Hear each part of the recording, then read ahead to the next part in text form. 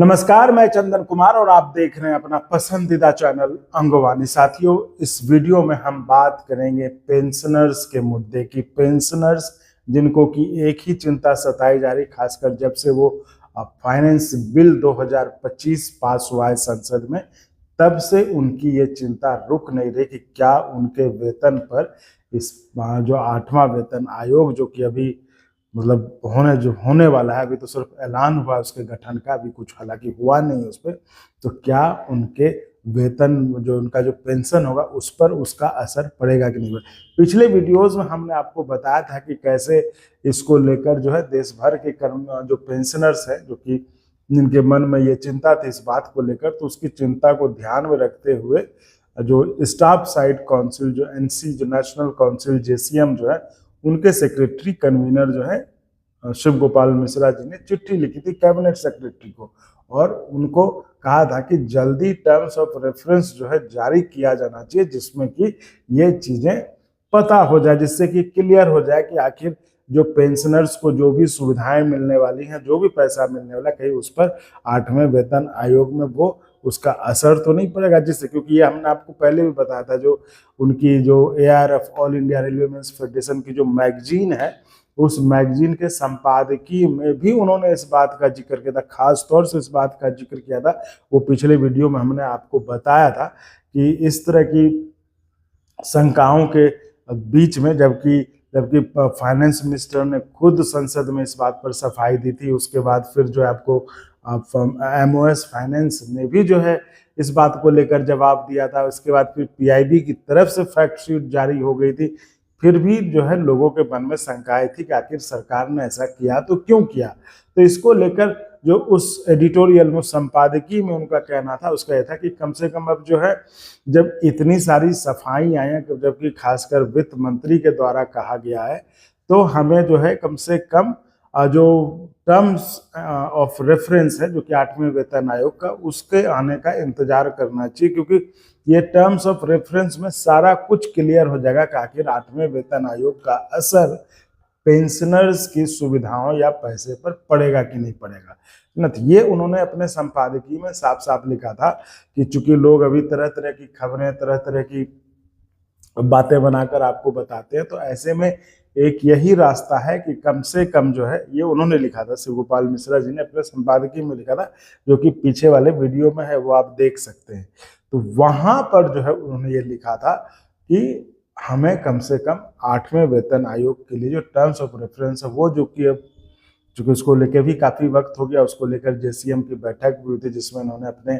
मतलब तमाम जो कर्मचारी नेता है, उन्होंने अपनी तरफ की जो है जो डिमांड्स है, चार्टर क्या होना चाहिए, किन किन चीज़ों पर चर्चा, उसको लेकर दे दिया। तो अब जो है इंतजार हो रहा है कि टर्म्स ऑफ रेफरेंस आ जाए, जिससे कि ये सारी चीज़ें क्लियर हो जाए। लेकिन इस बीच भी आप कह रहा हूँ इस तरह तो अभी भी जो है उस पर चर्चा है, उसको, तो ऐसे में शिव गोपाल मिश्रा जी ने फिर से एक चिट्ठी लिखी है कैबिनेट सेक्रेटरी को, खास तौर से इन्हीं पेंशनर्स को लेकर, इन्हीं पेंशनर्स की चिंता को लेकर। तो इस वीडियो में मैं आपको उसी चिट्ठी के बारे में बताऊंगा कि आखिर आप पेंशनर्स के लिए किस मसले पर, मतलब आखिर क्या चिट्ठी लिखी है कैबिनेट सेक्रेटरी को शिव गोपाल मिश्रा जी ने, तो वो इस वीडियो में मैं आपको बता रहा हूं। जैसा कि आप ये देख रहे हैं, मैं आपको बता रहा हूं कि serious concern has also arisen among central government pensioners, particularly in view of the notification of finance bill, wherein it has been stated that the government retains discretion over whether or not to extend the benefit of pay fixation under the 8th CPC to pensioners। यानी कि ये जो है serious concern, मतलब केंद्रीय जो pensioners हैं केंद्रीय सरकार के, उनके मन में ये जो है काफी गहरी चिंता है इस बात को लेकर कि आखिर जो फाइनेंस बिल जो पास किया गया था, उसमें ये एक क्लॉज है कि पेंशनर्स को क्या मिलेगा, उस पर जो है द गवर्नमेंट रिटेन्स, मतलब गवर्नमेंट के पास जो है डिस्क्रिशन, उसके पास एक विशेषाधिकार है कि बेनिफिट जो है 8वें वेतन आयोग का बेनिफिट दे या ना दे। तो इसको ये लाइन है जो कि उन्होंने कैबिनेट सेक्रेटरी को, ये चिट्ठी है, ये आप देख रहे हैं, ये लिखा है 18 जून को लिखा है ना। तो उस चिट्ठी में जो है इस बात का जिक्र है। ये चिट्ठी आपको हम पहली बार बता रहे हैं, इसके पहले ये नहीं आई थी हमारे सामने। और चूंकि ये टर्म्स ऑफ रेफरेंस का मसला था तो हमने कहा कि अच्छा ठीक, इसमें भी ये था, वही चिट्ठी उसी के साथ थी, तो हमने कहा चलिए इसको चूंकि पेंशनर्स का अलग से बता देंगे तो उनको अपना मिल जाएगा, तो वो इन चीज़ों को समझ भी जाएंगे। तो उसके आगे हम चलते, फिर से हम पढ़ देते आपको ये line. Serious concern has also arisen among central government pensioners particularly in view of the notification of finance bill when wherein it has been stated that the government retains discretion over whether or not to extend the benefit of pay fixation under the 8th CPC to pensioners. This has led to a growing sense of insecurity. This has, इसके कारण जो है growing sense of जो है insecurity and resentment among retired personnel who have every expectation of being treated equitably alongside serving employees. यानी कि इस तरह की जो चर्चाएं हो रही, इस तरह की जो चिंताएं व्यक्त की जानी, इसके कारण जो है जो रिटायर्ड कर्मचारी हैं उनके मन में मतलब एक इनसिक्योरिटी, एक असुरक्षा की भावना है कि कहीं सरकार उनको 8वें वेतन आयोग के जो रिकमेंडेशंस हैं उसके अनुसार वो फायदे उनको देंगी या नहीं देगी, इसको लेकर। So in light of the above developments, we request your esteemed office to kindly consider the following submission in the interest of transparency, equity, and the overall morale of the central government employees and pensioners। तो उसको लेकर जो है ये, तो जो point जो इसको लेकर है वो ये है, जो उन्होंने मांग की है, clarify through a formal directive that the benefits of pay fixation and revision, यानी कि एक फॉर्मल आदेश जारी करके ये बताएं, स्पष्ट करें कि दैट द बेनिफिट्स ऑफ पे फिक्सेशन का या बेनिफिट जो है या रिवीजन अंडर या जो 8वें सीपीसी में जो भी रिवाइज किया जाता है, जो भी रिवीजन है, shall also be extended to all the central government pensioners, thereby removing doubts and ensuring parity and fairness in the treatment। तो इसको लेकर जो है ये चिट्ठी थी शिव गोपाल मिश्रा जी की, जो कि उन्होंने कैबिनेट सेक्रेटरी को लिखा हुआ है ना, cabinet secretary government of India को। उन्होंने साफ साफ कहा कि जिस तरह की चिंता, जिस तरह की इनसिक्योरिटी, जिस तरह की और सुरक्षा की भावना जो है रिटायर्ड कर्मचारियों में यानी पेंशनर्स, देश के पेंशनर्स के दिमाग में धर कर गई है, उसमें एक ये रास्ता है जिसकी को लेकर इस चिट्ठी में मांग की गई है कि आप एक फॉर्मल जो है डायरेक्टिव एक जारी करें, उसमें स्पष्ट कर दें कि आप जो भी मतलब या तो किसी तरह का पे रिवीजन होता है या फिर जो भी अनुशंसा होती है 8वें सीपीसी में, उसका बेनिफिट्स जो है वो सेंट्रल गवर्नमेंट के पेंशनर्स को मिलेगा, है ना, ऐसा ना हो कि ना मिले। तो इस चीज़ को आप क्लैरिफाई कर दें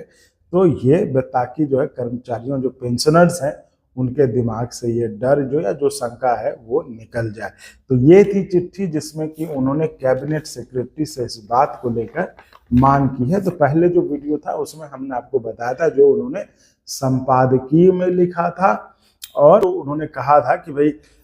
इस संपादकीय में उन्होंने साफ साफ कहा था कि इसका कोई असर नहीं होना चाहिए, क्योंकि फाइनेंस मिनिस्टर से लेके सब ने जो है इस पे सफाई दी है, और जो है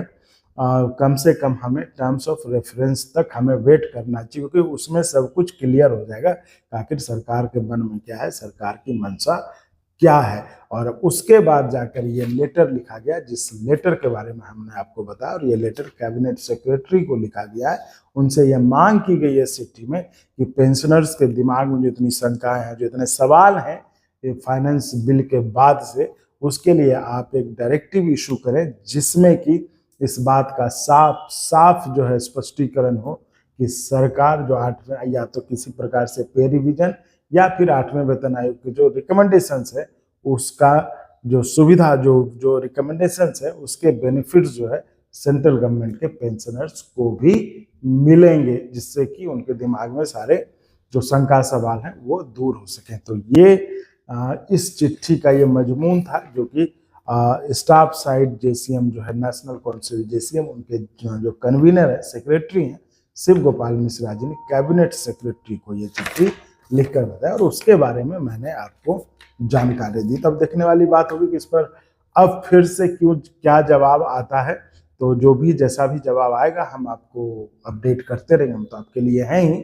तो फिलहाल इस वीडियो में इतना ही। आप ऐसे ही चैनल को लाइक शेयर सब्सक्राइब करते रहें, और संभव हो तो हमें आर्थिक तौर पर भी आप मदद कर सकते हैं। या तो उसके दो तरीके हैं, या तो आप चैनल को ज्वाइन करके, या फिर चैनल के डिस्क्रिप्शन में अकाउंट डिटेल्स आप वहां से भी हमें सीधे मदद कर सकते हैं। और साथियों एक बात जाते थे ये भी बताना चाहूँगा, जैसा कि आप सबको पता है, मैं हमेशा से कहता रहा हूँ कि चूंकि कुछ लोग चाहते हैं कि ये चैनल ना चले, कुछ चैनल के व्यवधान चलने में व्यवधान पैदा करना चाहते हैं, तो उसी एहतियात के तौर पर हमने जो है वाईसी रिपोर्ट करके एक चैनल भी बनाया है। तो उसे भी आप सब्सक्राइब कर लें, ताकि अगर खुदा न खास्ता अगर कुछ होता है तो हमारा संपर्क न टूटे, हमारा संवाद बना रहे, इसलिए उस चैनल को सब्सक्राइब कर लें। तो चलिए मुलाकात होती है फिर अगले वीडियो में। फिलहाल के लिए धन्यवाद। और अगर आपको अच्छा लगा तो एक बार और आपको मैं कहना चाहूँगा कि आप इसको प्लीज़ सब्सक्राइब और शेयर करते रहें, ताकि हमारा भी मनोबल और सपोर्ट बना रहे।